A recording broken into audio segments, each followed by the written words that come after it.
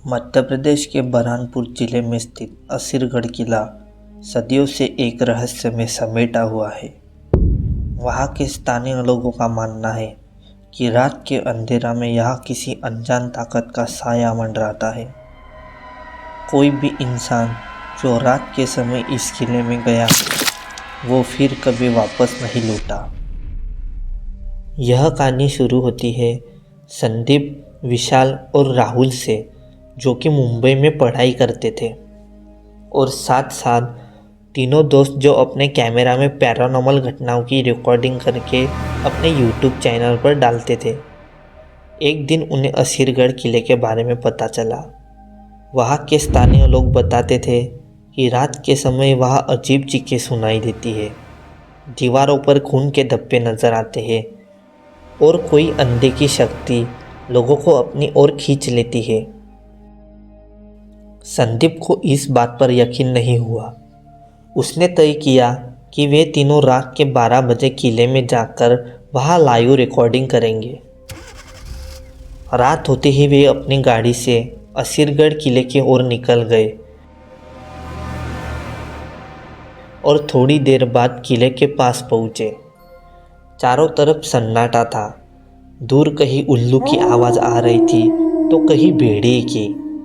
वो जैसे जैसे किले के अंदर जा रहे थे उन्हें कुछ अजीब महसूस हुआ। वहाँ अचानक ज़ोर से ठंडी हवा का झोंका आया। वह जैसे जैसे अंदर बढ़े, विशाल ने कैमरा ऑन किया और किले को रिकॉर्ड करने लगा। अचानक उन्हें एक टूटी हुई दीवार पर खून के निशान दिखे। राहुल ने हंसते हुए कहा, अरे ये सब पुराने ज़माने की बात है, कुछ नहीं होगा। लेकिन तभी दीवार पर लगे खून के धब्बे हल्के हल्के टपकने लगे।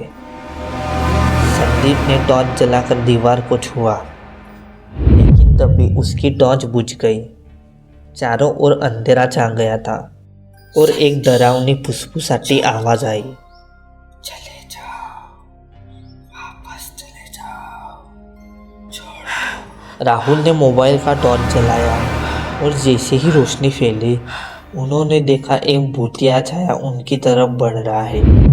वह आकृति एक इंसान की थी जिसकी आंखें लाल कलर की थी, बाल बिखरे हुए और कटा हुआ सर।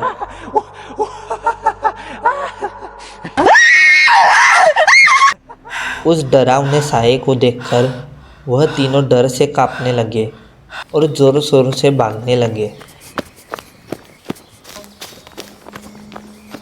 वो तीनों जैसे ही बाहर जाने लगे, किले के दरवाजे अपने आप बंद हो गए थे।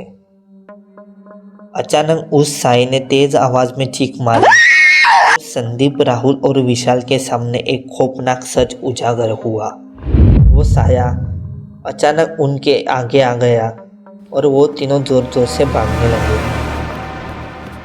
तभी संदीप ने अपना कैमरा गिरा दिया और विशाल जोर जोर से चिल्लाने लगा। अचानक वह साया उन तीनों के सामने आ गया और कुछ बड़बड़ाने लगा। तुमने यहाँ आकर गलती कर दी है। अब तुम कभी इस किले से जिंदा बाहर नहीं जाओगे।